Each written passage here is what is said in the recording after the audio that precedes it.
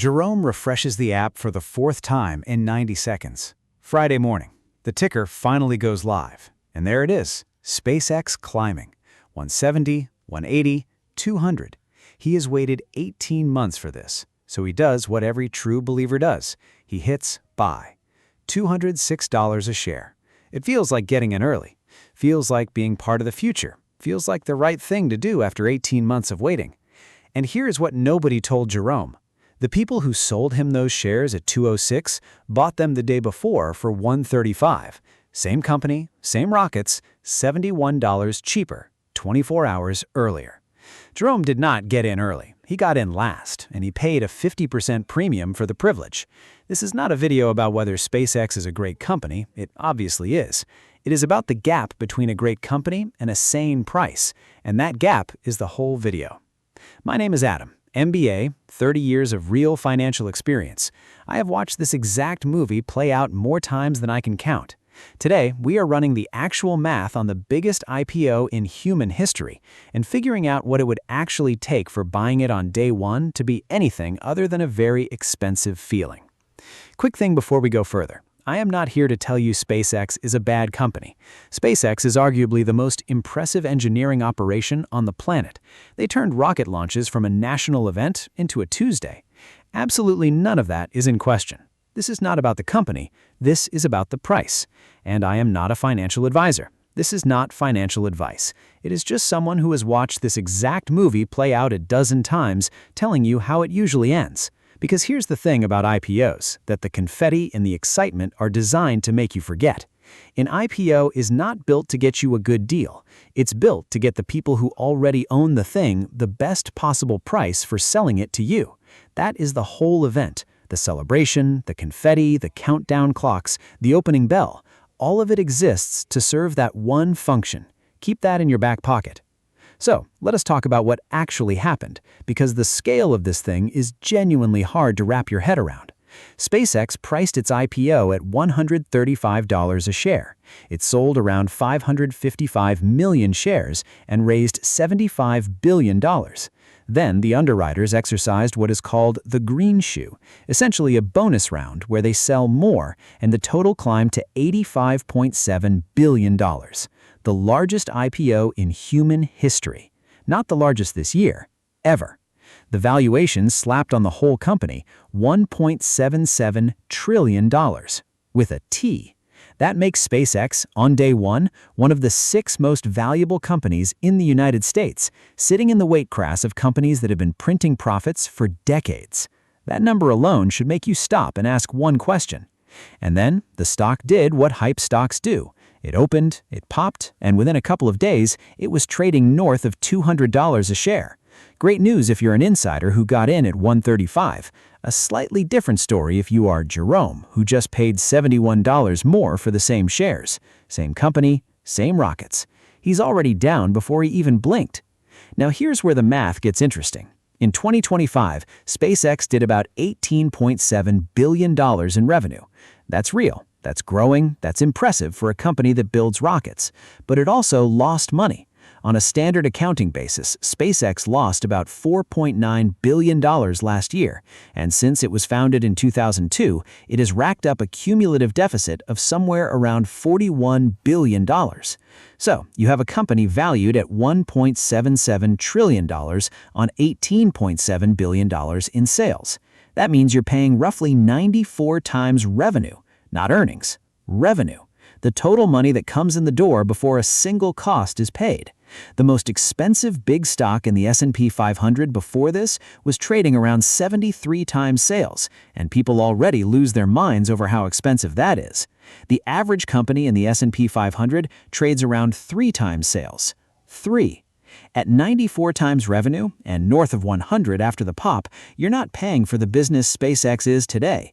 You're paying for the business it might become if absolutely everything goes right for the next decade. The rockets, Starlink, Starship, government contracts, every single one has to land.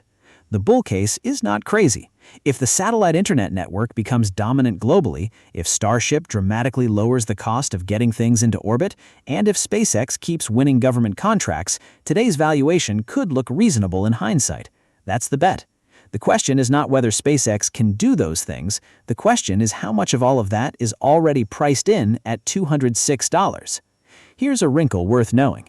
When you buy SpaceX, you're mostly buying Starlink, the satellite internet business. That's the part making real money. Over 10 million subscribers, growing fast, with margins that look more like a software company than a rocket builder. The rockets are the show. Starlink pays the bills, which is fine, except the valuation bets that all three of those dominoes land. But here is the part that makes this IPO genuinely sneaky, and the mechanism that is going to fool a lot of people. SpaceX only floated about 4% of the company. 4%. They kept the other 96% locked up tight. Why would you do that? Simple. When there are very few shares available and a whole planet of people who want them, the price goes up. It is not magic, it is just artificial scarcity. You have created a stampede through a single doorway, and it gets more interesting. Because SpaceX is so enormous, it automatically qualifies to join major stock indexes. And here's the thing about index funds. When a stock joins the index, every fund that tracks it is forced to buy it. They do not get a vote. They do not get to say, 94 times sales, maybe I will pass. They have to buy at whatever the price is. Billions of dollars of automatic, price-blind buying flooding in on top of an already tiny supply of shares. All that artificial demand props the price up in a way that has nothing to do with whether the company is actually worth it. It masks the reckoning. It does not cancel it. Fundamentals are very, very patient. And here is the number that tells the story. On day one, the gap between the insider price and the market price meant the company left something like $17 billion on the table, the biggest first-day pop in raw dollars in IPO history. And I'll give you one guess whether that $17 billion went to regular people refreshing an app or the institutions on speed dial with the underwriters. Before we get into the dual-class shares and what the historical data says about buying hyped IPOs, I want to ask one quick favor. If this kind of honest financial breakdown is helping you think more clearly, please subscribe to Golden Endings right now. Hit subscribe and the bell icon. New video every single week. Real math on real financial decisions. It takes 2 seconds, and it genuinely helps us keep making videos like this. Now let's talk about who's actually steering the ship. Because when you buy SpaceX stock, you should probably know how much say you actually get. The answer is basically none. SpaceX came public with what is called a dual-class share structure. The shares you and Jerome can buy, 1 vote each. The founder's shares, 10 votes each. Added up, one person controls somewhere between 82 and 85% of the voting power of the company. What that means in plain English is that you are not a part owner with a voice. You are a passenger who paid for a ticket. The founder can do essentially whatever he wants, fold in other companies, change direction, pour billions into his AI venture, and there is no shareholder vote that can stop him. This is legal, it is increasingly common, and you should know about it before you buy. And at this point, Jerome is watching this video on his couch, and he's doing the math. He paid $206 a share into a company where 96% of the shares are still locked up, where he has no meaningful vote, and where the valuation requires a near-perfect decade to justify. And suddenly, the $71 premium he paid feels a bit different than it did on Friday morning. Now let's zoom out, because so far this is just one company's numbers. So let's talk about the base rate, the historical record, what usually happens when a wildly hyped company goes public and regular people pile in on day one. On average, IPOs underperform the broader market over the years following their debut. The most exciting ones, the expensive, low float, everybody is talking about it ones, tend to do the worst. You don't need academic data to feel this. You watched it happen. A major social media company went public in 2012 to enormous hype and then fell about 54% over the next few months. It didn't get back to its IPO price for over a year. The business was excellent. The price on IPO day was wrong. An electric truck company that everyone loved fell about 95% from its peak. A major crypto exchange, 90%. A popular retail trading app, 92%. These were not obscure scams, these were beloved, hyped, this is the future companies. The people who got hurt worst were the ones who bought on day one because they couldn't stand the idea of missing out. Now the bulls will throw the electric car company at you, and they're right to. It went public in 2010 and is up something like 20,000% since. If you had bought the IPO and just held, you would be absurdly rich. But here is the honest asterisk. To capture that 20,000%, you had to survive the ride. The ride included the stock dropping more than 60% at one point, plus several other 30% gut punches along the way. Most people don't hold through a 60% loss. They sell at the bottom, because that's what humans do. So when someone tells you SpaceX is the next great electric car story, the correct response is not no, it's okay, and are you emotionally prepared to watch this thing get cut in half twice without selling? Because that's the actual job. The biggest lesson in all of this is this: a great company and a good stock are not the same thing. Confusing them is one of the most expensive mistakes in all of investing. And it's not just me being a buzzkill. Financial research analysts estimated a fair value substantially below the IPO valuation, arguing investors could get a more attractive entry point once the excitement cooled off. When the suit and tie research shop is telling you to wait, that's not pessimism, that's a flashing yellow light. SpaceX has a built-in reason to expect a price correction later. Remember that 96% of shares that's locked up? That lock doesn't last forever. Over the coming months, in waves, big early investors and insiders are going to be allowed to start selling. History is pretty consistent with what happens next. When a flood of new shares hits the market, the price tends to sag, because suddenly the artificial scarcity is not so scarce anymore. The doorway gets wider, the stampede slows down. This is why the patient person wins. Go back to the social media company. The patient person who waited 15 months got the exact same wonderful company for roughly half the price. The company did not change. The price came to its senses. And there is every reason to think the same pattern plays out here because the mechanics are identical. One more consideration. At this price, you are not just paying for a rocket company. You are paying $1 trillion premium for one specific human being's complete and undivided attention. He is also running an electric car company and an AI venture and a social network, and he moonlights in politics. There are only so many hours in a day. So let me bring this together. 4 clear reasons to be careful on day one. The valuation requires a near-flawless decade to justify. You have no meaningful vote in how the company is run, a flood of locked-up shares is coming to the market in waves, and a century of IPO history suggests the excitement fades faster than the price. Now, let me talk to Jerome, and let me talk to everyone who feels that pull right now. It is a real pull, I am not mocking it. You watch this company catch a rocket booster out of the sky with a giant pair of robotic chopstick arms, and you feel in your gut that this is the future. That instinct is not dumb. That instinct is correct. Loving the company is not the mistake.